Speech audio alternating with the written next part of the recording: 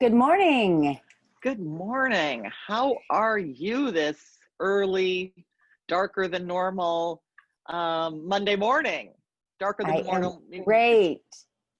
I'm it's great. getting Welcome, later. everybody. This Welcome. is Monday Morning Coffee with Kyle and Ann. I'm Ann Rossley. I'm here with Kyle Harvey. We're both in Beard and Warner.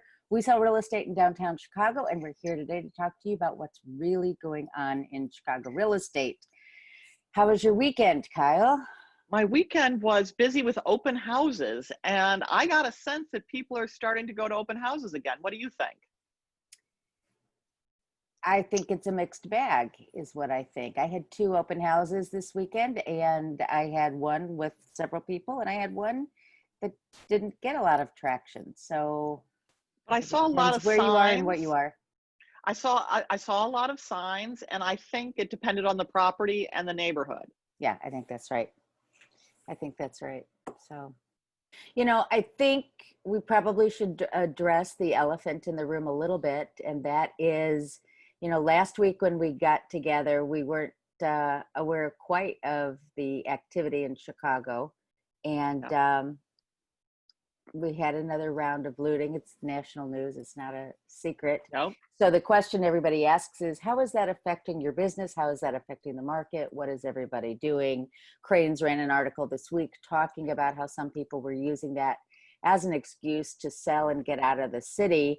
I don't find a mass exodus, nor do I think or encourage my clients to put their homes on the market solely for that purpose, because I think this is just, you know, this will pass. What are your thoughts? Um, I think so too. I have seen a number of people traumatized, homeowners traumatized by what happened, and I understand when things seem out of control, it is terrifying. I do know of other brokers who are getting a lot of calls from people. I wonder if as time passes, that will slow down. I definitely think it will. Absolutely. It's It's a trauma. gut reaction. Like, oh my gosh, I gotta make a move, gotta whatever. But I've yeah. also, though, And had I'm not calls from discounting buyers. that, but No, I'm I, saying that I don't necessarily think it's the right thing to do to run out of town, nor you and I as professionals do we encourage people to throw their home on the market, chuck the price, bolt out of town, because that's not the way to do it. well, there are a couple of things. One, and I'm going to throw up the Chicago, because I've lived in Chicago my whole life and I love Chicago, the Chicago flag. Our community is at is at a crossroads, and we got to be there. We, we can't, we can't say no because it got a little scary. It's Right. been a lot scary. I'm not going to downplay the issues of this city and of this state, but um, community, when it's down, you pitch in, you don't run. Um, or that's how I feel. Now, I'm not going to judge other people because other people have other issues and other challenges and other desires, but it sort of makes me double down my commitment to Chicago because, it needs our help. It needs the help of people of good faith and of community spirit to be here. But I'm not denigrating anybody else for their choices, and it was very, very frightening. So I totally get it. But I agree with you, it's not necessarily make a lot of economic sense to just cut and run. Right. Right. So with All that righty. On said, that happy note. yeah, on that happy note, you ready to talk about the market a little bit? What's going on this week? Sure, You want to share your hot sure. sheet? We did. We thought we'd talk about Lincoln Park, which I can't believe that we haven't talked about Lincoln Park before. Share. Here we are with the Lincoln Park hot sheet. Now, this is a 7-day hot sheet for the Lincoln Park neighborhood. And what would you say the boundaries of Lincoln Park are? The lake to how far west does it go? Does it go to Dame? No, it doesn't go to Daming. Ashland? Ashland. Ashland, Ashland, North Avenue to Diversity. Diversity. Okay, that's the full um, part of Lincoln Park, which actually encompasses a whole bunch of sub neighborhoods that you've all heard of: DePaul, Old Ranch Town, Triangle, Ranch Triangle, whole bunch of Sheffield. them. Yep. So here is the 7-day hot sheet, which is a little, so 284 events are recorded on this for Lincoln Park. Surprisingly, only 2 houses went under contract. One of them is a house that a friend of mine grew up in. So this is this cute little thing. I'm just going to show it to you because I can't help myself. It's a cute little house in the Old Town Triangle that used to be a coach house and garage that in the 60s was turned into 2 houses. Another friend lived in the house next door, looks very much the same, and I spent a lot of time there as a kid. But anyway, so that one, and What was the price on that one? $1,605,000, 1.649 is the list price. It went under contract in under 2 weeks because I did a search of things under 2 weeks, which we'll talk about later. And it has no parking. That's a really good price, but wait till it has a beautiful yard. Then there are 5 new houses, a couple of price changes, and 6 closings. So there's some movement in Lincoln Park. And 2 are now teed up to close. So the attached singles, townhouses, condos in Lincoln Park, there aren't many co-ops. There's a couple in Lincoln Park, but so Good activity there this week. I'm sorry? Good activity there this week. Yeah, a lot under contract, including mine. I listed something and it went under contract, bam, right away. Then a whole bunch of new, and remember, news are sometimes ones that were canceled and relisted or expired and relisted, but 60 new properties, 22 price changes, 3 are reactivated. Maybe those are deals that went south or that were temporarily off the market and are back on. And then there are a couple temporary no showings. And a whole bunch, look at all those, 45 canceled, which we should expect most of them to relist. And then look at all those closings, 40. Yeah. So there was a lot of activity in the condo. Considering it's a neighborhood with a lot of houses, the overwhelming activity seems to be in condos.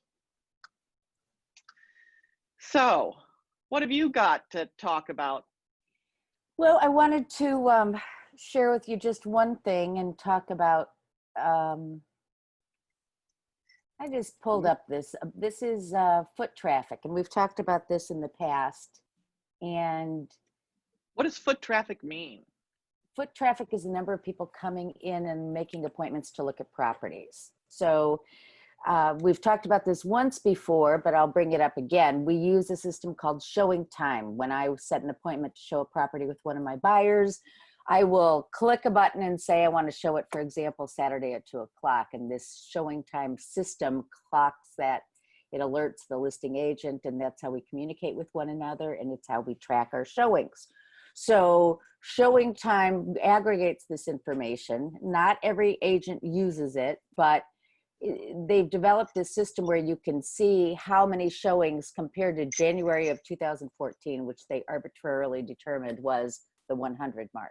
So I just thought it was really interesting that in June, foot traffic was 146.5, really strong, higher than May of 2020, which was 131.7, and June of 2019, which was fairly healthy, was 98.5. So in terms of people looking to buy property, making appointments to see property, it was a very, very healthy June. Now, which this is what cracks me up. We talk about properties that are under contract or closed. Those are like lagging indicators of how the market's doing, because that's what's going on in the past. But then we talk about foot traffic as being the current indicator, the leading indicator of how the market's doing. But of course, the only information I have on foot traffic is June, and here we are toward the middle of August. So it's not so much of a leading indicator, but what it's doing is showing us that indeed what we felt was true. We were having showings. We were very busy in the month of June. That also tells me that when we get together in early September and mid-September, we're going to be showing a lot of closings.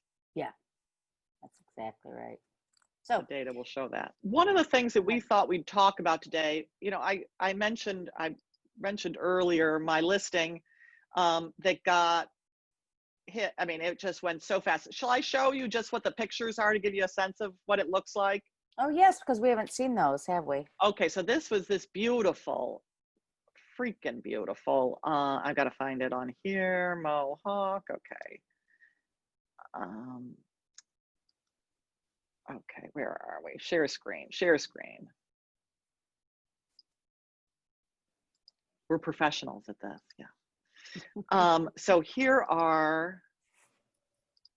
So the property is 1900 Mohawk, unit number 3. So this is the building. It looks like nothing on the outside, but here are the advantages to this beautiful location and what turns out to be a beautiful building. You see to the left this park, and it is where Wisconsin dead ends into Mohawk. For some reason, they paved over the street and made a little park. It's nothing. It's just a very small parkway, but it means that there is nothing ever going to be built next to this apartment or next to this building. And the 3rd floor of this building clears the little townhouses next door. So it has 360-degree light. Holy moly. So this is the living room looking towards the east with a cute little turret window. It was originally a 2-bedroom and perhaps a 3, because sometimes this area here in one of these places where the desk is, do you see where my clicker is going, Yes, moving my yes, remote? So it would, that would sometimes be another small bedroom in some of these older, this is from, I think, 1897 or thereabouts, this building. And look at the wood floors. So the wood floors, the mahogany in the centers are from 2015, but then there is mahogany and maple inlay that is, they think it might be original, that is in these floors. Look, and they maintained it even though they redid it. So that's the dining area looking through the living room east. I mean, it's just so pretty. And all those windows, they don't have any window treatments up because nobody's looking in. It's beautiful. Kitchen. So they remodeled it and they moved, instead of 2 small bedrooms at the back, they shifted a wall to the south, made a long galley kitchen with an office at the end leading to the back porch, and then a larger master bedroom. So this is the little office area. So you can have 2 people working, one in the back office and one in the front. And then this pretty master bedroom. They redid there used to be a door here to the back porch, and they shifted that over and made 2 really pretty windows. This is all in 2015. And the in-unit laundry, we always have to have, we're not going to say it's the money shot, because we've learned that is something we don't say. Thank you, Brother Mike, for educating this poor woman about the money shot. By the way, my husband didn't know that. So look at that light in the bathroom. Nobody's looking in. You can have light in your bathroom, and that pretty back porch. Cute, cute, and there's parking, and this is a better shot of the park in between. So anyway, this sold after 1 showing, and I have people even today sending me emails saying, if your deal falls apart, what was the price point on this again? This is $495. Yeah, we priced it. Here's what we did. So So we decided today, I'm going to get rid of this stop share so you don't see my notes. What we decided to talk about today was, and I research this, and I bet you do too, Anne, all the time, is what makes a property sell fast. Right. Because our clients pay us to help them sell their property quickly. Because once you've made a decision to sell, you want it to sell on the first, second, or third day, ideally. I mean, because that's a high five. And so we're constantly researching what sells fast and how and why. What are people looking for so that we can help our sellers be that for buyers. And so I'd love to talk to you about each one of these things. So I sort of put it down to 5 things, 5 key things, and we'll talk about each of them. Right price, oh, that's number 1. Right condition, the right amount of staging, the right information gathered ahead of time, and the right marketing strategy.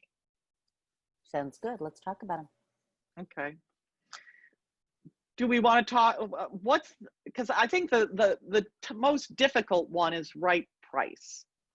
Do we want to just get the elephant in the room out there on the table? Nothing, I don't care what it is. I don't care if you have the Taj Mahal. If the wrong price is on it, it's not going to sell. They'll say it's a lovely property, I really want it, but it's the wrong price.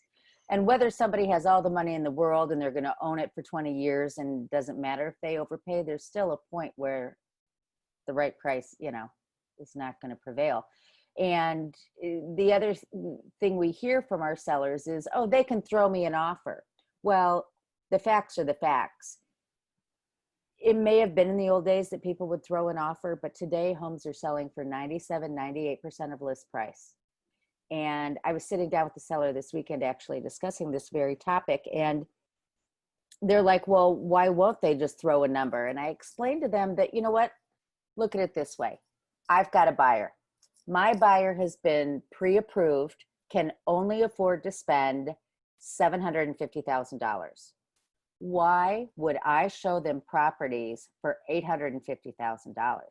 Only for them to fall in love with something and say they can't afford it, so therefore they're just going to continue renting. That makes no sense, right? So what do? I show them properties in the 750, maybe up to 800,000, but not over 800,000. So the guy that priced his $750,000 condo at 850, he's not getting showings from me, right? So that's part of the reason why people are only going to look within their lane, so to speak. And so the property has to be priced in its lane. So absolutely. And to pile on, people are looking online. They're in bed at night looking at properties. And if you are priced wrong, meaning I've got room to negotiate, you will compare when they're looking at properties and they're looking at all the pictures, you know, I'm pretending I'm on my phone. They're swiping at all these pictures. They will say, that's not as pretty. I won't see it. Now, if it were priced where it's going to sell, because we know sort of where it's going to sell. We take a look at price per square foot. We look at comps. We've been in all these houses. We've been in all these apartments. We know what they look like. We can tell from a picture what kind of condition and what's going to be needed. If you price it for where it's going to sell, people will see it and it will compare favorably with other properties at that price. Mm-hmm. And then somebody will be excited. This property that we just saw, I spent time going, first of all, there are no 1-bedrooms in Lincoln Park that are the size of this, that were once 2 bedrooms and turned into 1-bedrooms. It doesn't exist. So I went through and I looked at all the vintage properties and of a certain condition, and I did a price per square foot. We averaged it out. We priced it according to that price per square foot multiplied by the square foot of the place. Mm-hmm. And then tacked on money for the garage, because there's a garage, and priced it, and everyone came in. I mean, I'm not allowed to say what the price is. My people are exceedingly happy with, and there are more lined up behind. So it is, had we come in at 525, I think a bunch of people would have said, I really, really like it, but it's too high. I don't want to insult them by offering low. Right. So I'm going to wait. So the point is, when you come in at the right price, you get enthusiasm, you get activity, you get traffic, and then from traffic, and you get trust. well, you get, oh, absolutely. You also get offers, because without a showing, you're not going to get an offer. Well, except for this one, I got offers without showing. But So you were the, yeah, we are the exception outlier. because it was Mhm. well priced and in beautiful condition.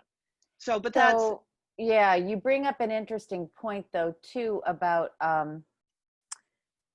compared to other properties. Like, let's say I have a property worth 750 and it looks like a 750. It's not gorgeous, gorgeous. It looks like a $750,000 property. And I'm at the 850 mark because the buyer or the seller just wants to put it out there. The buyers are going to look at all these properties that are worth 850 and then his at 750. He's not going to get anything. It's like wasted showings. That's so, yeah. it won't even be showings. It's wasted time on market. Yeah. Because you'll have time on market without showings. And this is not about ego. You may love your place. I get it. I like my place a lot, but I'm clear-eyed. I'm going to do, when I put my condo on the market, I'm going to be very clear-eyed and do the comps and do exactly what I'm recommending other people do. Because I don't want 6 months on the market and then a price drops. Because here's what happens. They wait for you to drop it, and then you do drop it. And they think, oh, maybe it'll drop some more. And then they wait. And then you're just stuck. So price it right the first time. Okay. All right. The final comment, we cannot leave without saying this, is if you're priced right, you'll sell closer to list price and you'll sell quicker. Yeah. So again, sellers, we're not saying this for our benefit. We're saying it for yours. You'll sell faster and get a higher price if you just do it right the first time. Agreed. What does right condition mean, Anne? What's your view of right condition? Okay. Right condition. I was thinking about this. Selling your home is like a beauty pageant. It's like finding a mate. You got to look at yourself naked in the mirror and assess your real self. Okay? The best parts, you got to highlight, right? You got gorgeous eyes, highlight your eyes. You got a fat butt, wear A-line like I do. Okay? What can't be fixed needs to be fixed. So in other words, you got a rickety handrail, tighten it up. You got a broken this, you got a broken that, fix her up. If you've got a flaw in your floor plan, you got to take care of it, right? I also said for my people, and this was helpful too, get an inspection of all the mechanicals so that you can say it was inspected, and we did this the day before we went live, inspected in August 2020. We also, I've got another listing where the mechanicals are older. They're in good shape, but they're older. And so we're offering right off, without them even asking, we're offering a 1-year home warranty. To your point, do the repairs that you've put off. Do them. Just hire somebody for a couple of days if you can't do them yourself. Absolutely. Do them though. Yeah. We're putting a house on the market in a couple of weeks for 4.9 million in Lincoln Park, and we did a pre-listing inspection, and because you want to know what that stuff is, it's going to come up later. And, yes. And the same thing too about minor repairs. If a hinge is broken on a cabinet and they pull it and it falls apart, the immediate thought is, what else is wrong in this property? So, and to your point, I think sometimes sellers don't realize that there will be an inspection by the buyer afterwards. And most inspectors tell you what's going on. Some inspectors set buyer's hair on fire. The house is going to crumble down around. It's not going to crumble down around you. But they will take a rickety handrail as a multi-million-dollar lawsuit about to happen. And this house, you cannot live in the house with this handrail. So do all these things so that you don't have a deal fall apart because of the buyer's inspection, which finds all the things that you neglected to do. And for God's sakes, you didn't need to do. You need to do them. So your person's terrific. What does right staging mean? All right. Can I share some pictures with you? Because I want to. Yes. Okay. So I was approached by a client who had had their home on the market for a year, had not sold, and was beside themselves, didn't know what to do. So I came in and helped them, and I want to walk you through what happened. Ooh. Okay, it's pretty, right? Is this before or after? Well, this is before, but pretty. It is pretty. This is her furniture. But what she did was she moved her furniture out. She moved to Evanston, and the real estate agent said, "Oh, it's okay that it's vacant." So that's what it looked like when you came in. Blech. Hard to imagine what's going on. Hard to see. Ooh. I brought in Lori Lehman and we staged it. See? Whole different look. Possibilities. This is what it looked like when she lived there. And you can see her rug plays up the green around here, right? She had foil frieze, which looked fine with her stuff, but as soon as it went vacant, this is what you got. Yeah. See that? So, blah, again. And you're saying to yourself, how do I reconcile this vintage fireplace with this contemporary frieze, right? Right. But look what happens when we stage it. It all comes together. See? Did you dumb down the frieze, or is the frieze still there? We painted it. No, we painted it. Good. We took that out. So yes, exactly right. A little painting, and painting's the best way to bring your property back. Okay, here's the den area off the kitchen. Cute with her furniture, right? That's what it looked like without anything. And it was just thin. looks like nothing. Oh, darling. Isn't that cute?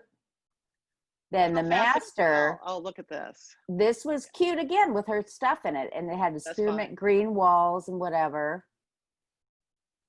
And this is what it looked like when we staged it. Did you change the walls, or is that the same wall? Same wall. Okay, better. But here's the thing too. Oh, you can't see it in this photograph, but she had this on the right was kind of this honey colored oak color, and it didn't work. So we painted it the same color as the doors that were and the trim that was already there. That looks great. Basement. Lower level, as we call it, with her stuff. Here it is staged. Darling. Yeah. So here's what happened. She was on the market for a year. We staged it, did some painting, kept it at the same price. It sold within a week for close to list price. Yeah. That's staging. That is staging. So let's say you want to keep the stuff that you have because you're living in it and you can't afford to stage it. You have to stage it with the stuff that you have. And the most important thing, and the one that I get I sometimes get pushback and I sometimes do not. So the ones where I haven't gotten pushback on this recommendation, I've sold in under 5 days. Okay, so 5 days versus longer time. Clean out your closets. Have 90 days worth of clothes, 1 season worth of stuff, get the rest out of there.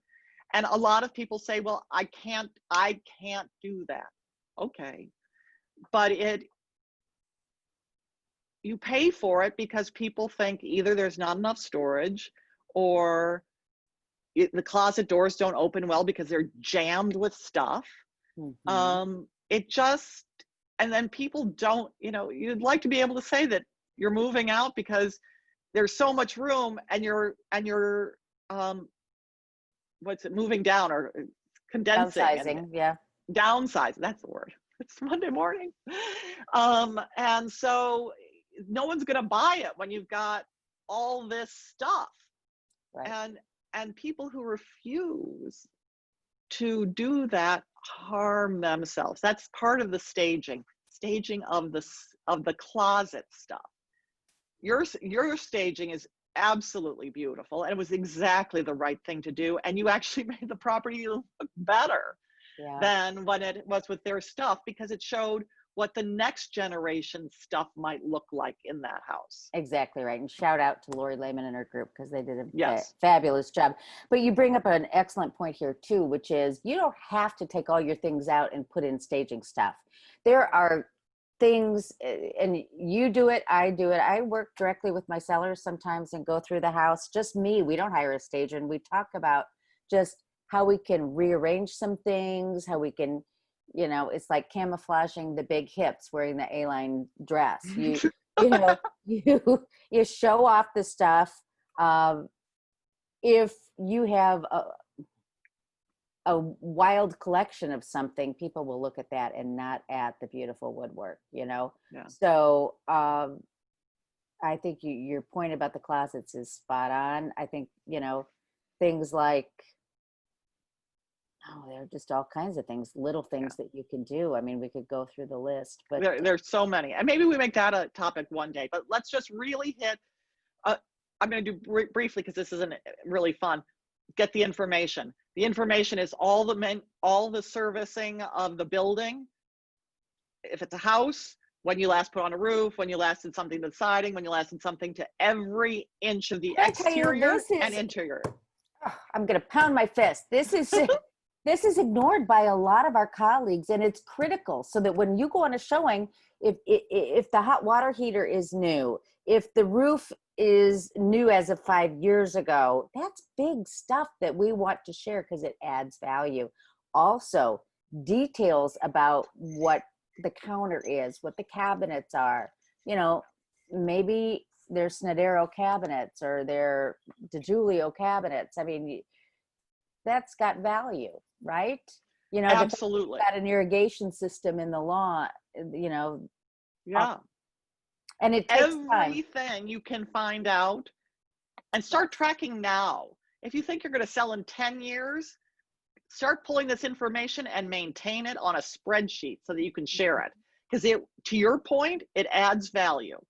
Right. Both for me as a listing agent and for me as a buying agent, that I can say to my people, this is worth the price.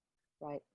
Yeah. And it's easy to maintain once you move in, because here are all the things that have been done. Here are the service providers to call that are familiar with the home. And then I also say is, if you live in a small condo association, have the condo docs ready. Yes. So that you can pull it together really easily. And if you live in a big condo association, talk to your manager about the process to sell, so that you can know all the things that you need to do as a seller, because believe it or not, it's not all up to us. You have to do certain things within your condo association. Okay. Let me say one more thing quick. I know you're trying to get us through. No. If you're in a condo building, sometimes these managers make you pay money to get the condominium declarations and the 22.1 and all that stuff. And sellers will say, well, I don't want to pay for that because I want to wait till I have a buyer. Wrong, wrong, wrong. First of all, it's wrong that they're holding this over your head, but really important that we have all the information, like what's the percent owner occupancy? Are there any lawsuits against the building? What capital improvements have been made? What's the budget? What's the reserve? Everybody walking into a building wants to know what the reserves are. As a listing agent, we need to have that information, and sometimes we don't unless the seller goes ahead and takes the step. I'm going to sell. I'm going to pay for my documents now. It's good for 6 months, so let's just move forward. And if you're living in a big condo association like I am, you are entitled to minutes. You don't have to be selling, and they can't say go through the home, whatever it's called, to get them. Yeah. HomeWise to get them. You can say, I'd like the last 3 months of minutes, and the manager has to give them to you because you live in the building. Get them, because that will have a lot of the stuff that you're talking about. I'd like a copy of this year's budget. It will be in there. So good point. Thank you, Ann. All right. Right marketing strategy. Yes. Listen, if your home is going to need to be gutted, I've got a property that's about to come on the market that's going to need complete rework by the next owner. I'm not going to market it as move right in. Mm-hmm. It's not move right in. I'm not going to insult anybody. I'm going to price it accordingly because that's what my seller wants. And we're going to be perfectly frank that this is a property that they're going to need to redo. Why frustrate yourself? Market it for what it is, because then you will get the buyer who's ultimately going to buy it. Mm-hmm. And also for something that is like this beautiful one on Mohawk, I was like, move right in. I'll help you. I want to live here, kind of thing. And that's how we played it. What's your view on the right marketing strategy, Ann? No, I think that's exactly right. Know who your buyer is, know who you're going after. And sometimes that's more than one type of buyer. Based on your neighborhood, it might be an area in a great school district, but that doesn't mean that you wouldn't necessarily have other buyers other than families. So yeah, definitely. And with marketing strategy too, I want to include a couple other things in that. With marketing, you have to be able to show the property. Sellers, make your home available on short notice. If we can't show it, we can't sell it. I would also say, I like telling a story. And so I always ask my sellers, what is it you've loved about living in this neighborhood? What have you loved about this home? What made it very special for you? Because chances are that's going to be special for the next person. So it might be something like, it really mattered to us that the lakefront trail was just outside our door, or it mattered that we have a little dog and there's a park around the corner that we could walk the dog. So those are all important things to keep in mind. Yeah. And, both of us market online, excuse me, with video, with posts on social media, and that captures enthusiasm and attention. So it's not so much the where, it's really the what is the message, because that will then resonate with wherever we post it, and we post it on all great things. So I'm still working on how I'm going to address the property that needs a lot of love. That's code for you're going to come in and gut it. So that's real estate speak for you're going to come in and gut it. But you know what? There are buyers who are looking for places like that. So how else are you going to find them unless you just state it right up front? Exactly. So, well, I think this was helpful. Yeah, I think so. I hope our viewers enjoyed it. Okay. Thank you very much. We're going to continue working to sell our properties quickly, right? Yeah. And we're going to continue to encourage our sellers to do the things that will make them so successful in today's market. Absolutely. Thank you so much, Kyle. This is Ann Rossley. I'm with Kyle Harvey, and we want to say thank you for watching Monday Morning Coffee with Kyle and Ann. Please join us 6:30 Monday mornings and call us. Thank you, and let have a us great know week. how we can help. Yep. Take care. Have a great week. Bye. Bye-bye.